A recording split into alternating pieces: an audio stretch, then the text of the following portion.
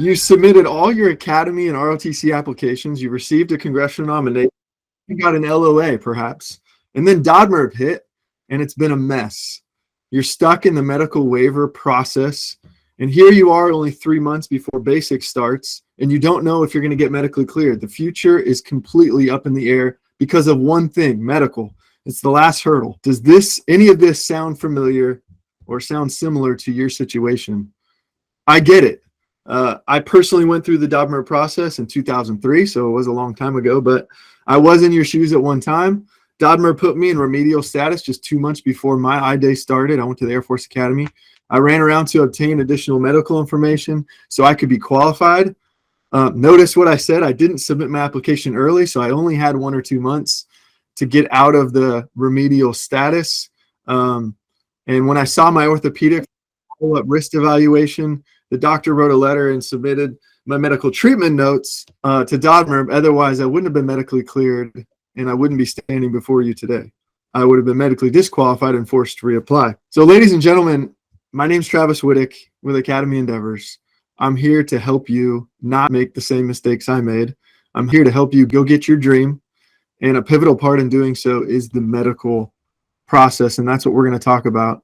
The problem is that about 20% of applicants every year get medically disqualified by DODMERB. If there's 30,000 applicants every year, then that's about 6,000 applicants and their families that are stressed out this time of year. The process can be lengthy, it can be unclear and tedious. Now, there's some good reasons for that, not to let completely off the hook. It is somewhat of a broken process, but everyone's trying to do their best. There's a lot of moving pieces to this between DODMETS. Okay, we're going to talk about these acronyms here in a second, but DODMETS, DODMERB, AMI, waiver authorities.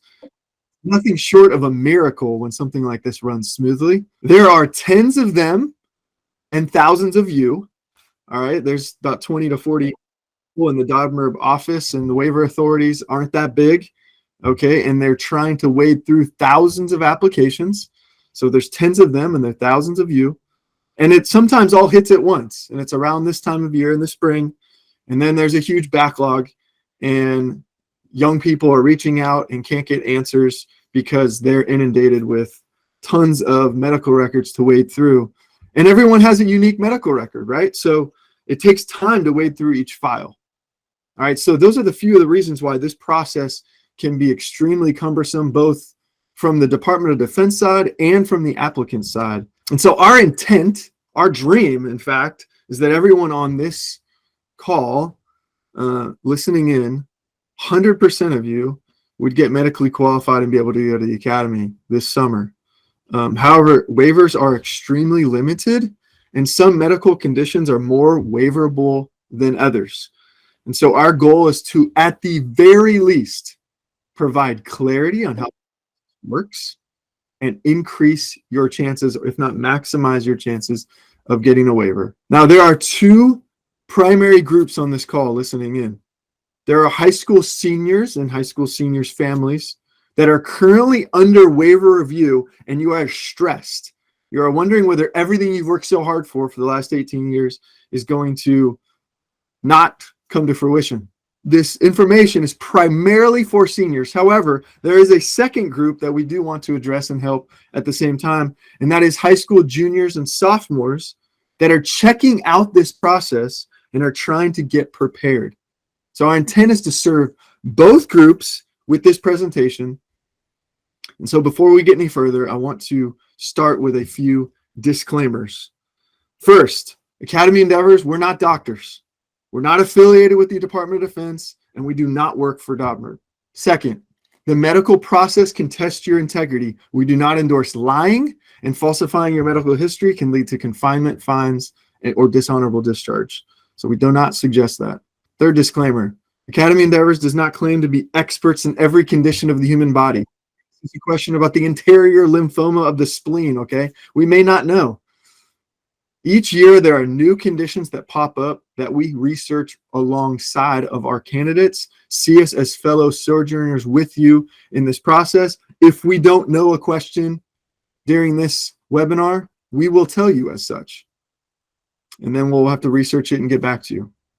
And the fourth disclaimer is our experience is based on 4 things: going through this process ourselves as applicants, guiding many candidates through the complexities across the country, years of experience in military healthcare working in active duty, and 4th, publicly available information. So the bottom line is there are no insider trade secrets and there are no shortcuts to success. With that said, we are going to be open and honest that we have had a lot of success guiding our candidates to get waivers. And we are going to share with you the same concepts and same best practices that we taught our own candidates on how to get waivers. Last year, 100% of our candidates that needed waivers got waivers. Okay. This year so far, we're also 100%. We have 2 pending.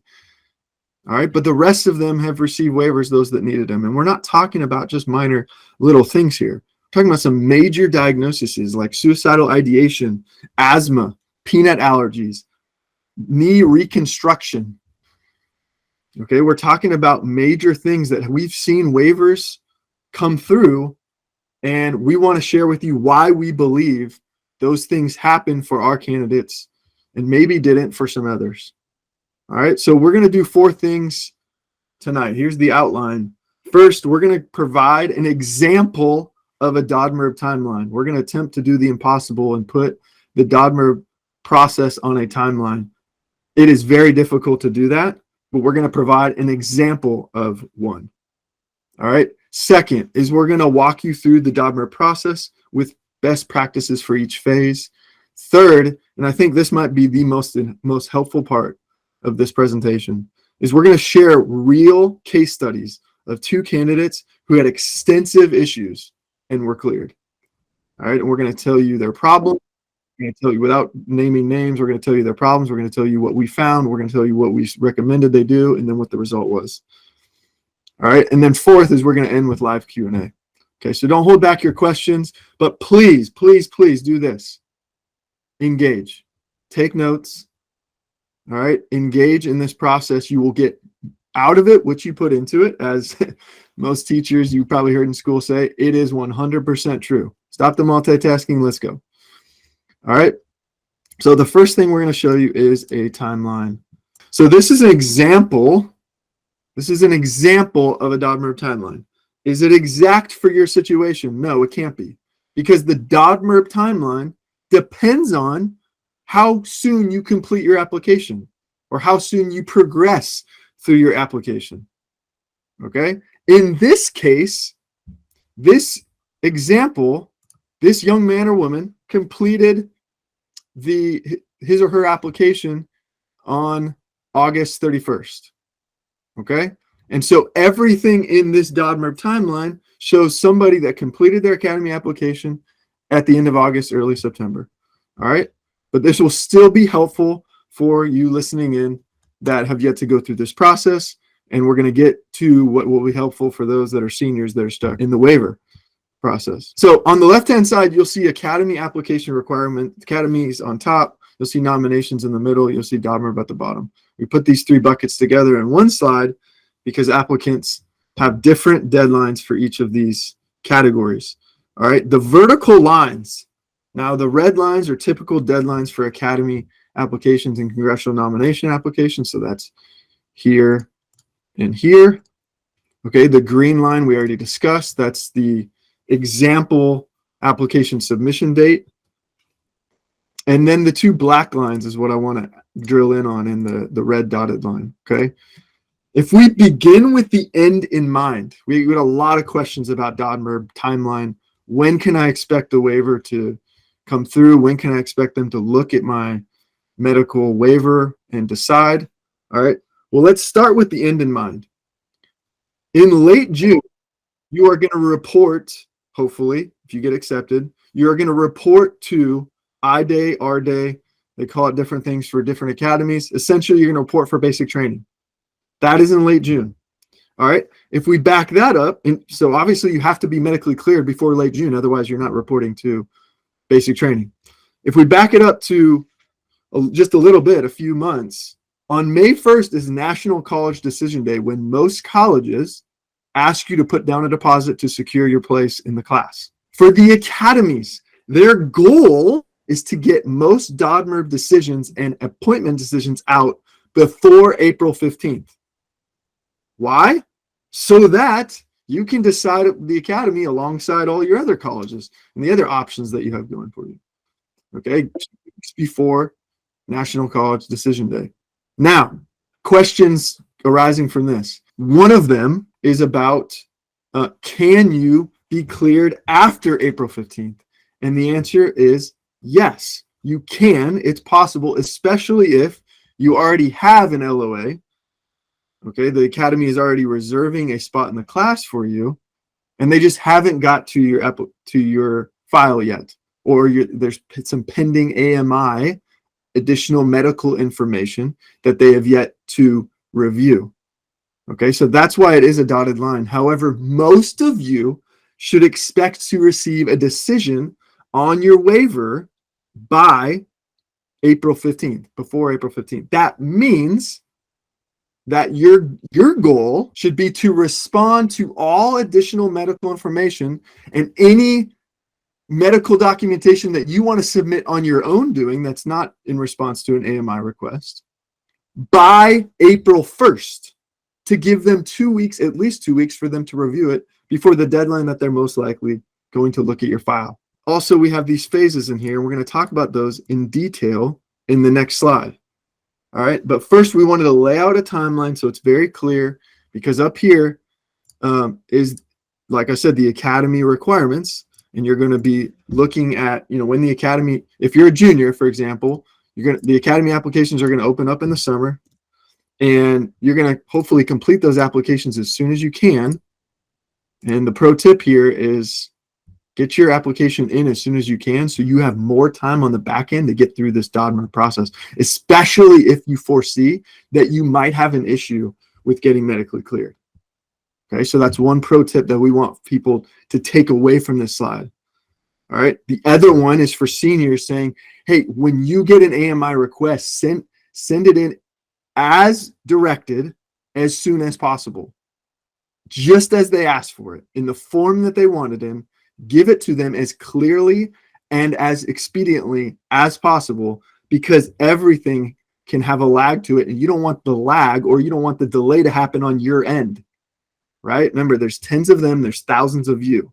You should be you should be responding as expediently as possible and as comprehensively as possible the first time, to prevent multiple emails going out to complicate the issue. All right, now we're going to proceed to an overview of the process.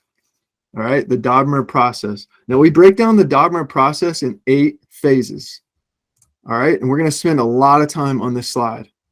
Okay, but I want to actually, now that I've gotten excited from the timeline slide and start talking about a bunch of acronyms and just jumped right into it, jumped into the deep end of the pool, I want to back up a second and explain the process in 20 words or less. This is how the process should work. Okay, so if people are feeling overwhelmed, their first time hearing about DODMERB, this is the process in 20 words or less. You submit your Academy and or ROTC applications. You complete your DODMERB medical history questionnaire. You attend 2 medical exams, and DODMERB qualifies you. That's it. In its purest form, that's what would happen. Now, if they don't qualify you, then you will need a waiver. Starting at the baseline, what is DODMERB? DODMERB is the name of the medical board, Department of Defense Medical Evaluation Review Board. It's a small staff, about 20 to 40 people. They sit in Colorado Springs, not affiliated with the Air Force Academy, okay, but they are in the Department of Defense. They're comprised of physicians and administrative staff. They review medical records. They review the medical exams that you go to, the physical and the eye exam. They review your medical history questionnaire and any additional medical information that you submit. And then they compare your medical information that you submitted, or that was submitted on your behalf through the medical exams that you attended, and the Department of Defense regulations, the DODMERB regulations, the medical regulations, They bump those up together and they make a determination on whether you are qualified or not. DODMERB covers both Academy and ROTC applicants. So you only have to go through it one time, even if you apply to multiple academies or multiple ROTCs. So that's the good process. It's centralized.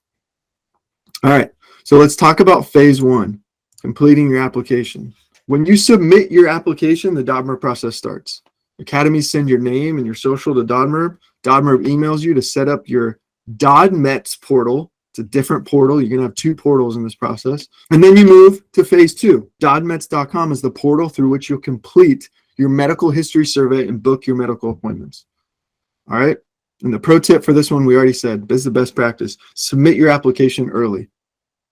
Some applicants get stuck in the medical waiver process at the end, late in the spring, and don't get cleared before basic training starts. Do not let this happen to you. Submit your application early. The earlier you submit it, the more time you have on the back end to get medically cleared. Phase two is the DODMETS phase. In the DODMETS portal, you're going to take a 113 question survey on your medical history. And this is extremely important. What you say yes to will have large implications down the line. So we offer you 3 best practices. If you've gone through this, high school seniors that are listening in, just be patient with me. I'm getting to the waiver process. Juniors and sophomores, listen up. This is very important. Review the questions beforehand. All of you, right now, we're going to paste it in Tori, our executive assistant. She's going to copy and paste it into the comments section. It's DD form 2807-2. That's a mouthful, I understand. These are the survey questions you'll be asked. I want you to look at the questions. They're on page 2. There's 113 of them. See which ones you foresee might be yeses. And then second, the second best practice, obtain medical records for those possible yeses now. Yes, 6 months or even 9 or 12 months before you even go through it. Yes, begin compiling your medical records and read them. Read what your medical records say. Don't assume your medical history based on your memory, because it might not be the same as what you remember it. Read what your doctor actually wrote, because you may actually be surprised at what is said. And then based on the evidence, you should self-identify your issues. Medical records are the gold standard throughout this process. And then third, when the time comes, complete the medical history survey with a parent or guardian who knows your medical history. Remember that your yes answers will lock and cannot be changed. So be careful. All right, so it's best to go through it with someone else that you trust. That was the medical history portion. So that was essentially phase 2A. Now we'll talk about the exams. Simply put, in the DODMETS portal, you will be assigned nearest providers to you to schedule your 2 exams, a physical exam and eye exam. Call those providers and set up appointments ASAP to keep the process moving. Do whatever you can to take the soonest available appointment. If you have to miss a class or 2, do so. It will be worth it. You do not want to delay this process. Moving on to phase 3. In phase 3 is simply pending phase. You're waiting for DODMERB to collect the documentation from your exams and your survey. What we advise you to do in this phase is to use the downtime to set up your DODMERB portal, which is your second portal, and that's your final portal. That's the portal that they're going to notify you whether you've been qualified or not. Set up your username and password. It's kind of a process, because once you finish your exams and everything goes smoothly, the DODMETS portal will no longer be as helpful to you. It'll be mostly the DODMERB portal that you'll be working with. All right, true story. We actually had an applicant reach out to us a few years ago. She was expecting to have already received her appointment, but she had never heard anything. Basic training was right around the corner. It was a few months away. Turns out she had never set up her DODMERB portal, and they had been notifying her constantly 5 months, even 5 months prior, and she completely missed it, that she had 3 disqualifying codes in her portal. So we helped her rally and address all those, get the additional medical information that DODMERB needed, and luckily she was able to get it in time. She was medically qualified. Phew. Okay, phase 4. Phase 4 is the AMI, or the additional medical information phase. Now, this is optional. Sometimes DODMERB doesn't ask for additional medical information. Sometimes they do. All right, so this is if necessary. If DODMERB requests additional medical information, you must stay on top of this DODMERB correspondence. How are you going to do that? Check your email. All right. For young people these days, not exactly on top of email as much as you would expect. Check your email often. Check your DODMERB portal at least once per week. Be responsive to DODMERB emails with everything they ask for in the way they asked for it the first time. If they ask for pharmacy logs going back to the age of 12, then you need to go get pharmacy logs back to the age of 12. And you need to get it as fast as possible and send it in all at once, email it in comprehensively so that they don't have to ask for more additional medical information. It becomes a nightmare with so many more generated emails if you are not doing what they ask. You're making the process harder on yourself. Phase 5 is hopefully good news, but if you're on this call, then maybe it wasn't good news, and that's notification. Phase 5 is notification. We're on your DODMERB portal. DODMERB notifies you that you're qualified or that you're disqualified. If you're qualified, the process ends. Congratulations, mission accomplished.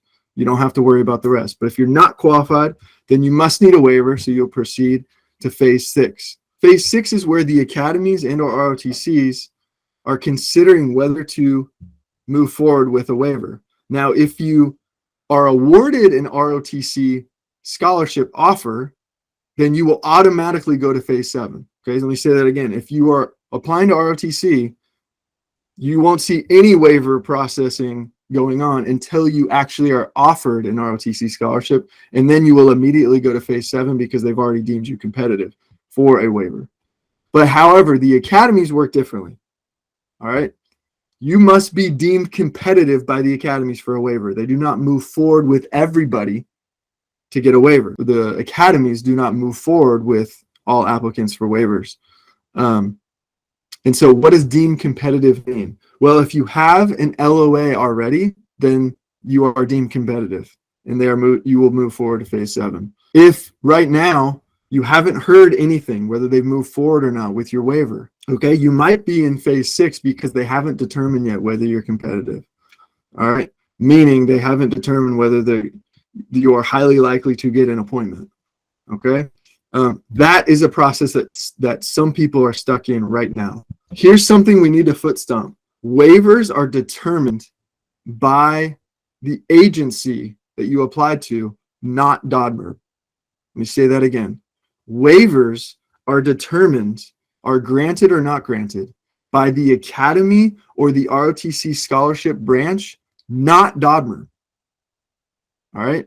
DODMERB may medically disqualify you in the beginning in phase 5 that you did not meet DOD medical standards. Remember I mentioned they bump it up against the DOD medical standards. Okay. However, you might still meet or be waived to meet Air Force or Navy or Army standards. The services are the waiver authority, and they get the final say.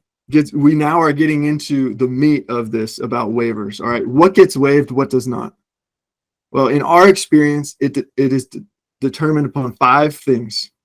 One is the severity of the condition. How far outside of DODMERB standards does your condition reside? I mean, let's be honest. How far are you in violation of this? Second, the type of condition. Is this an asthma? Is it a breathing issue? Is it a life or a death? Is it an anaphylactic reaction, some allergy of some kind? Or is it eczema, acne, BMI, body mass index? The type of condition matters. Third, the force strength of each service. When military personnel strength is low, more waivers are granted because the services need more people. That's just the reality. Fourth, the competitiveness of your file.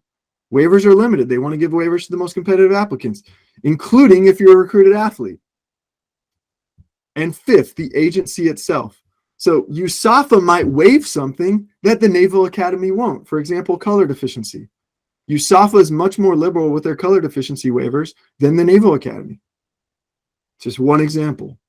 So what gets waived, what does not, it comes down to those 5 things. And I would say the asterisk, the bonus one here is the clarity of your medical records. If something is not clear in your medical records and they cannot determine whether you still have said condition because your medical records are old or difficult to decipher, the storyline is not clear, then guys, the doctor behind the screen that's looking at that, that's far away, that might be states away from you, most likely doesn't have 100% confidence that you are fit to serve, then that waiver is most likely going to get denied. Okay, and that is on us. That is on us to make sure our medical record storyline is clear and that we have documentation that patches up those gaps. So if you're a junior or a sophomore and you're listening to this, what is one best practice in this phase of getting a waiver? Well, one idea is apply to more than one academy or ROTC. If you're applying to only one academy, you're putting all your eggs in one waiver basket. However, if you apply to multiple academies or multiple ROTCs, you have a waiver authority at each agency that could possibly waive you. All right, I'd rather have 5 chances than only one. And this is a true story. A young man came to us a couple years ago. He was medically disqualified due to color deficiency, and he'd only applied to one academy, and that was the Naval Academy. And he had no idea that color deficiency was extremely difficult a waiver to get at the Naval Academy. Turns out the Air Force and Army waive color deficiency way more than the Navy does. And he ended up telling us later that if he would have come to us sooner and he would have known that, he definitely would have applied to USAFA. And because he was a very competitive candidate, hopefully would have got in. So it's tough news. Tough news. So if you're a high school junior or sophomore, listen up to that. Apply to more than one. For you that are seniors, depending upon your situation, we offer you this. First, read your medical records. Even now, whatever you submitted to DODMERB, go back and read it. It might have been months ago. Read the exams that you took. Go into your DODMERB portal, download that exam PDF, and read what the examiners actually wrote in your file. Read what you put in your medical history survey, in your questionnaire. Grab a parent and read it. Any other additional medical information that you submitted, read every word that the doctors wrote. Okay? And next, here's the critical part that we would say to you that's really helped our candidates. Identify where there are gaps in documentation, where there are years where nothing was said, or where there is any lack of clarity, where something is touched on that is a concern, that is most likely a disqualifying condition, but there was never a record that resolved that issue, that showed the waiver authority or the examiner, whoever, the doctor who's reading this, that, hey, that issue is no longer an issue.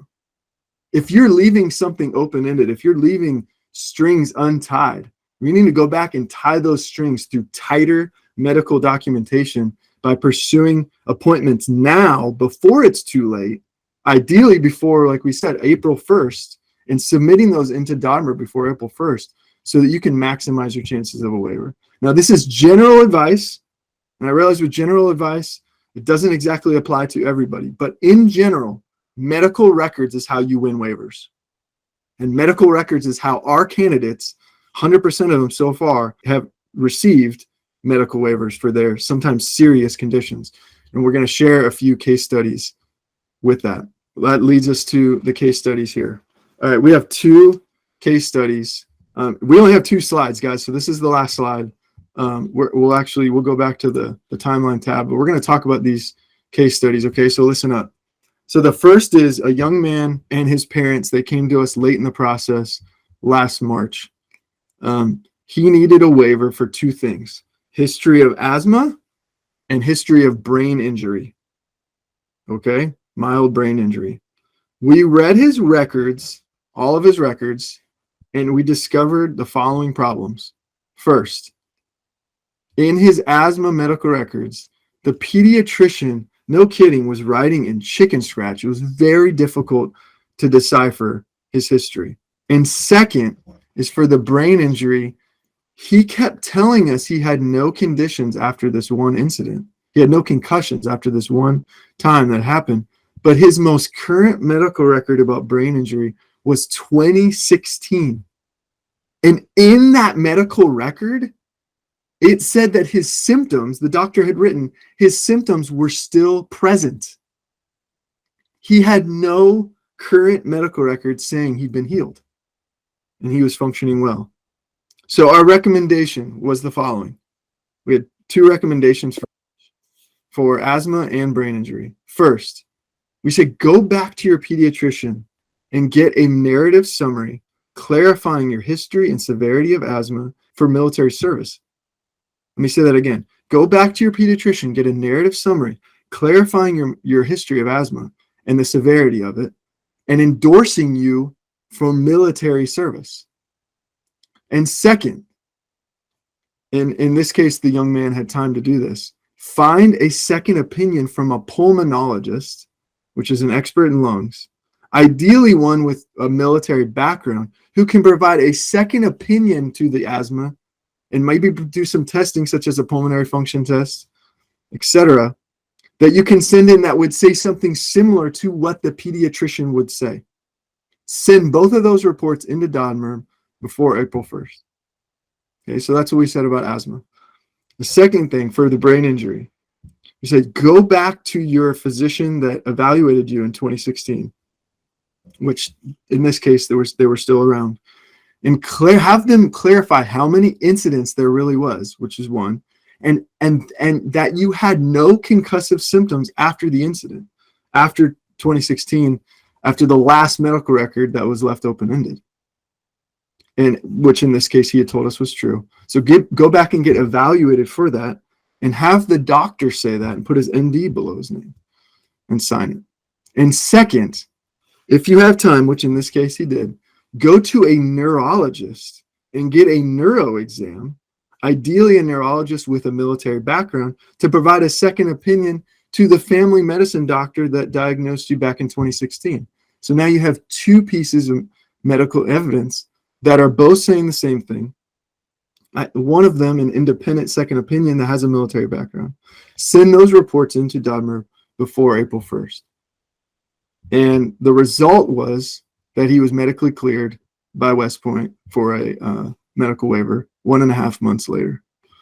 So what is the lesson learned in this case with this young man? Clarity matters. If you confuse, you lose. And the second thing is, the more recent medical record, the better, the stronger it is. Okay. Now, case study number 2. Another young man and his parents, they came to us in summer of 2020, early in the admission cycle. So we had the opportunity to go through the entire admission cycle with them. We helped him on everything, but medical was included. All right, he was a reapplicant. The previous year, he had been disqualified for 3 conditions: suicidal ideation, learning accommodations, and eczema. Okay, so we got after it. They sent in all their medical records to us on a private shared folder, and we read his records and we saw the following problems. First, the family kept telling us that he wasn't really suicidal, but in his records, the ER visit note clearly stated he was. Second, he saw a counselor for 6 months after this incident, but there hadn't been an updated note from the therapist since his last appointment as a 15-year-old. So he was telling us, his family was telling us, he was mentally healthy. I could see it, that he was mentally healthy and was a great candidate. However, the written record wasn't saying that at all. It was only saying as a 15-year-old what had happened, which was he was still in not the best of shape.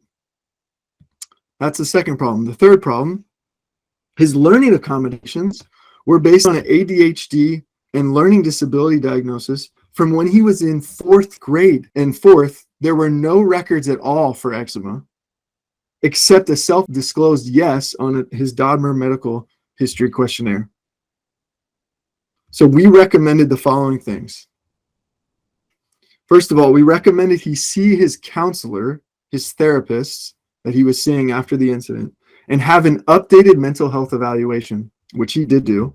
Also, we found him a psychiatrist with a military background to do an independent assessment as a second opinion. And they submitted both those documents to DODMERB. Second, for the learning accommodation, so that was for mental health and the suicidal ideation. Second, for the learning accommodations, we recommended he go back to the child psychologist and get retested for ADHD.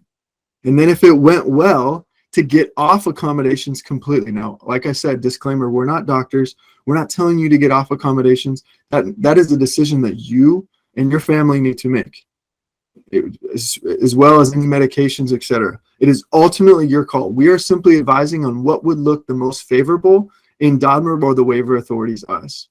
But your health is most important. Hear me on that. So he got retested. He did not meet the criteria for any of the learning disability or the ADHD anymore. In fact, he tested brilliantly, like in the top 90 percentile. So he got off the accommodations. That was the family's decisions. Get off the accommodations, and he performed very well in the classroom the next academic year.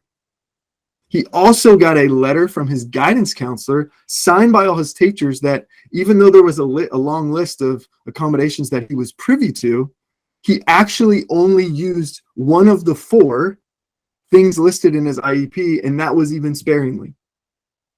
Those were all signed by his administration of his school. He submitted all those things plus his transcript to DODMERB. It showed his academic performance. And third, it was for the eczema. We found him a dermatologist with a military background to evaluate his eczema, sent the letter from the dermatologist into DODMERB. And the result was he was medically cleared of all 3 conditions, took about 9 months, and he was given a West Point appointment. So those could sound like your case, might not. Every medical story is different, but I want you to see the themes of the two. In this case, the lesson learned. Medical records are gold. They are gold. They are what speak. What doctors say with the MD behind their name, what they put in the medical record, what they write in the letter, that speaks. Personal statements, so. But in each case, the family was telling me one thing. The record was telling me another. The medical record trumps what the family says. We got to get into the medical record and read it and see what it says. All right, so medical records are gold. The second lesson learned from this second case is DODMERB's baseline is the medical standards. And if you are in violation of that written medical standard, chances are not high of you getting medically qualified by them. Okay, and so we have to see DODMERB and even the waiver authorities as somewhat paranoid that they don't want to authorize a $300,000 scholarship for the government to pay for you to go to school on their behalf to be given to someone who can't deploy, who can't be put in harm's way, and who's going to put another person's life at risk because they're not medically able to do the job. Okay? They are asking themselves these 5 questions. Is your condition progressive? Is your condition subject to aggravation by military service? Is your condition preclude satisfactory completion of prescribed training and subsequent military duty? Will your condition constitute an undue hazard to you or others you are in charge of leading, particularly in combat? And 5th, will this condition inhibit you from being worldwide deployable? That is their job, both the waiver authorities and DODMERB, and they do a great job of it. We need to do a better job of making sure our records are clear to them to communicate and frame exactly what the medical condition you have is, not to lie, but to frame it and show them exactly what it is so that they can clearly determine that. And in many cases, what happens is you frame it in a way that is reality, but the record is not reflecting reality, and you have to get the record to reflect reality by pursuing the doctors again to get the record to clearly state what is actually going on.